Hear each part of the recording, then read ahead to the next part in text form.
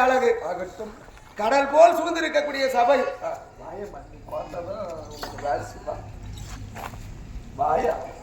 இப்ப பாத்தீங்கன்னா ஒன்னு அடுத்த வருஷத்துக்குள்ள சூழ்ந்திருக்கக்கூடிய சபை சபையிலே பெரியோர்கள் சிறியோர்கள் தாய் தந்தைமார்கள் வாலிப நண்பர்கள் அனைத்து பேர்களும் அமர்ந்திருக்கக்கூடிய தெய்வ திரு சபை சபை. இந்த சபையை பார்த்தது யானா ருக்கு யசூர் சமோ அதிர்வனம் என்று சொல்லக்கூடிய 4 வர்ணத்தாரம் அமர்ந்திருக்கக்கூடிய சபை. மகாபாரதம், ராமாயணம், கந்த புராணம், சிவபுராணம், விதிவாசங்கள் எத்தனோ பேர் படித்தவர்கள் இருக்கலாம், பட்டம் பெற்றவர்கள் இருக்கலாம். அதெல்லாம் இருந்த போதிலும் கற்றது கைமண்ணளவு கற்காதது உலகளவு என்று சொல்வார்கள். அதை போல இந்த பெருத்த சபையிலே அடியால் நான் வந்திருக்கிற போது நான் யாரு, எந்த நாட்டுக்கு சேர்ந்தவள், என் பேர் என்ன, அது விளக்கங்கள் சொல்லுங்க. அப்படியா சொல்றேன்.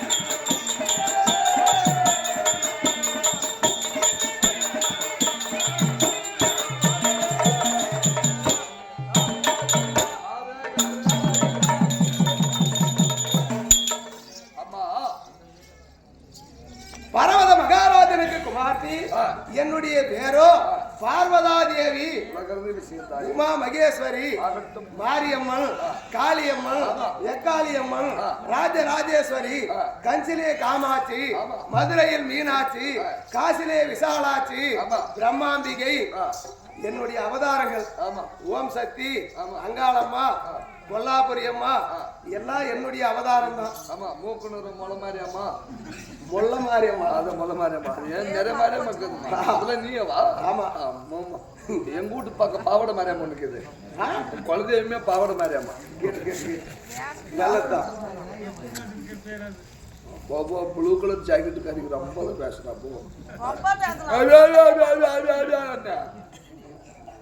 அப்படி பார்வதா தேவி என்று சொல்லியிருக்கிறேனே, சரிவா? நான் பிறந்தது எப்படி, நான் வளர்ந்தது எப்படி, இந்த பாராகிய பிரபஞ்சமாகப்பட்டது முட்டை வடிவத்திலே இருந்தது. முட்டை வடிவத்திலே இருக்கிற போது எங்க பார்த்தாலும் நீர்மயமாக இருந்தது. அந்த நீர்மயமாக இருக்கிற போது அந்த நீர் மீதிலே ஓம் என்று வடிவத்திலே உலாவிக் கொண்டிருந்தேன். அதில் ஓங்காரம் என்று நாதம் சேர்ந்தது. அந்த ஓமும் ஓங்காரமும் சேர்ந்து ஒரு செப்பு கம்பமாகவே தோன்றியது.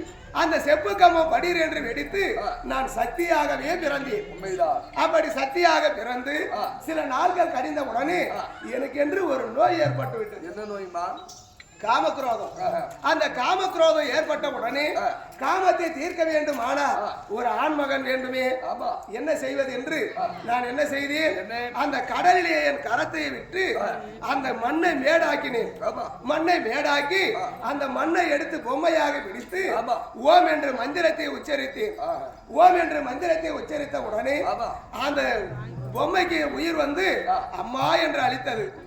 என்னடா இது அம்மான்னு கூப்பிட்டுச்சு, பெற்ற மகனோடு ஒரு தாய் சேர்ந்தாளா என்று நாளை உலகம் நகைக்குமே என்று இது ஆகாது என்று நான் தள்ளிவிட்டேன். இரண்டாவதா பொம்மையாக பிடித்தேன், அது தங்கா என்று எழுந்தது. மூன்றாவதாக அந்த பொம்மை பிடித்து ஓம் என்று மந்திரத்தை உச்சரிக்கிற போது பெண்ணே என்று எழுந்தார். பெண்ணே என்று எழுந்த உடனே அப்போது இவர்தான் எனக்கு ஏற்ற கணவர் என்று நான் ஓடி ஓடி என்னை திருக்கல்யாணம் செய்யுங்கள் சாமி என்று என்னை மணக்க வேண்டும் என்று புறப்படுகிறேன். என்னை பார்த்து பயந்து ஓடுகிறார். முதல் பிறந்து விநாயக பெருமான், இரண்டாவது மாலாகிய மகாவிஷ்ணு, மூன்றாவது சிவபெருமான். என்னை பார்த்த உடனே ஓடுகிறார். சரி, காரணம் ஏன் என்று கேட்டா, உனக்கு இருப்பதோ 3 கண்ணு, எனக்கு இருப்பதோ 2 கண்ணு. உன்னை பார்த்தா எனக்கே பயமாக இருக்கிறது என்று ஓடுகிறார். அப்படி அவர் ஓடுகிற போது மாலாகிய மகாவிஷ்ணு பார்த்தா அறிகுறி காட்டினார். அறிகுறி காட்டின உடனே சிவபெருமான் என்று உன்னை நான் திருமணம் செய்ய வேண்டும், ஆனால் எனக்கு வரதட்சணை கொடுத்தால் திருமணம் செய்வேன் என்று கேட்டார். அப்படி வரதட்சணை கொடுப்பதற்கு என் இடத்தில் என்னதான் இருக்குது, நான் எதை கொடுப்பது என்று நான் கேட்கிற போது சிவபெருமான் பார்த்தார். உன் நெற்றிலே இருக்கக்கூடிய நெற்றிக்கண்ணை எனக்கு வரதட்சணமா கொடு. நெற்றிக்கண், ஆமா, நெற்றிக்கண்ணை வரதட்சணமா கொடுத்தார் உன்னை மணப்பேன் என்றார். அந்த காம வெறியில எனக்கு எது கொடுப்பது எது கொடுக்காமல் இருப்பது என்று தெரியல. உனக்கு மொத்தம் உனக்கு பட்டு தேவை. அந்த நேரத்திலே பார்த்து என் நெற்றிக்கண்ணை எடுத்து அவன் நெற்றிலே வைத்தேன்.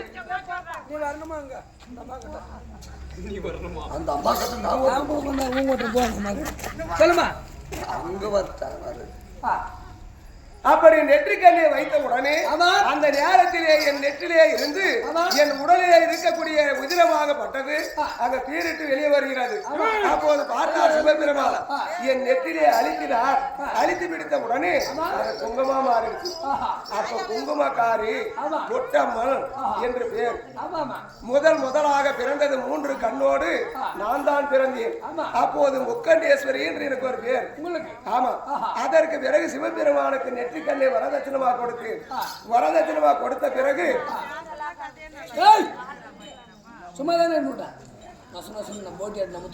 ஒரு சக்காலத்தால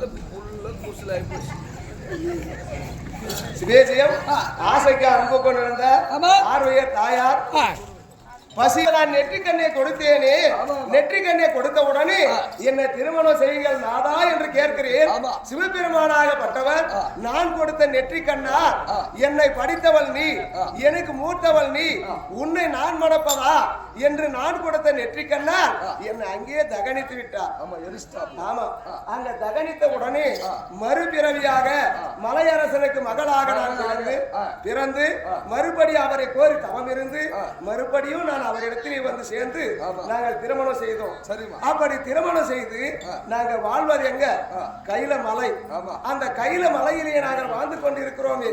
கணவன் மனைவியாக நாங்கள் இருக்கிற போது எங்களுக்கு எத்தனை குழந்தைகள் தெரியுமா? புல்லு பேத்தியம்மா. ஆமா, எத்தனை புள்ள? இந்த சொல்லுங்க வீட்டுக்காரர்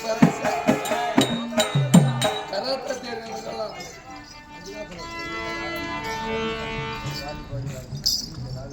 பங்கஜமல கிருஷ்ணா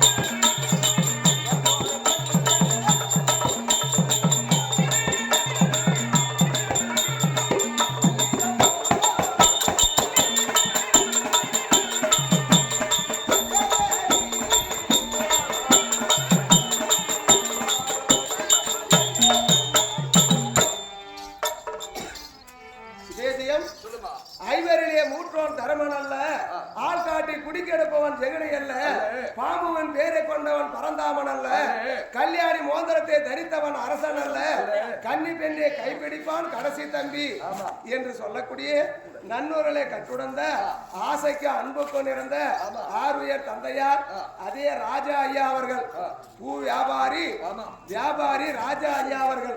ராஜா ஐயா அவர்கள் பணமளித்திருக்கிறார்.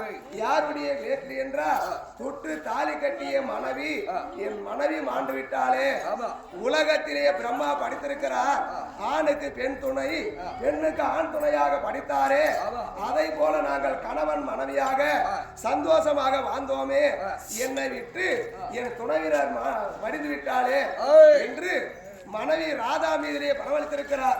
அதே மனைவி ராதா ஆத்மா சாந்தம் அடைந்து நரகத்திலே இருந்தாலும் செத்திடத்திலே செங்கனி பூத்து மாண்டிடத்திலே மல்லிகை பூத்து நரகத்திலே இல்லாமல் சொர்க்கப்பதி அடைய வேண்டும் என்று வாழ்த்துவோம். அவரால் கொடுக்கூடிய பணம் நாடு மனத்திற்கு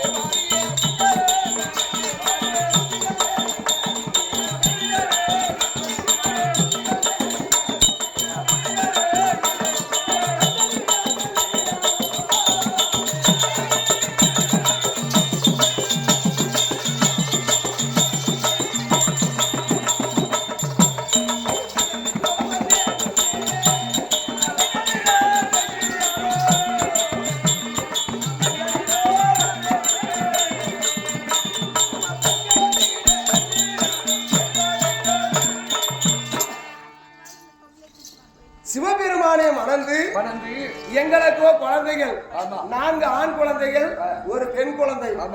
விநாயகமூர்த்தி, முருகப்பெருமான், வீரபத்திரன், குண்டோதிரன், ரதி என்று சொல்லக்கூடிய ஒரு பெண் குழந்தை. இந்த குழந்தைகளுக்கு ஒரு நாளாவது என் ஸ்தலத்திலே பால் கொடுத்து வளர்த்ததே கிடையாது. வேற எப்படிமா பால் கொடுக்குற? ஞான பால் கொடுத்தேன். ஓ, நீங்க ஞானப்பால் இருக்கிறவங்க எல்லாம் புட்டி பால், நான் குடிக்கிறது வீட்டுல பேக்கெட் பால், என் குழந்தை குடிக்கிறது என் வீட்டுக்காரது ஜாக்கெட் பால்.